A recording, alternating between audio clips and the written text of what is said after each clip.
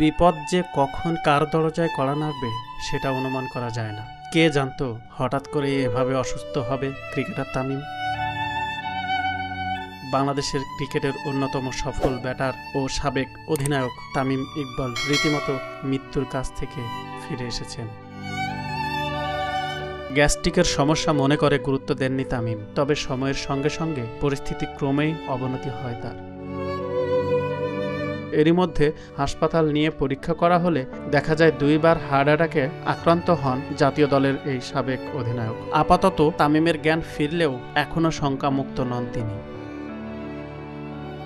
বিকেএসপিতে premier লিগের match খেলতে নেমেই অসুস্থ হওয়া তামিম ইকবালের অবস্থা কিছুটা উন্নতি হয়েছে। সাভারের Sheikh Fazilatunnesa Mujib memorial KPJ specialised হাসপাতালে তামিমের হার্টে একটি রিং পরানো হয়েছে।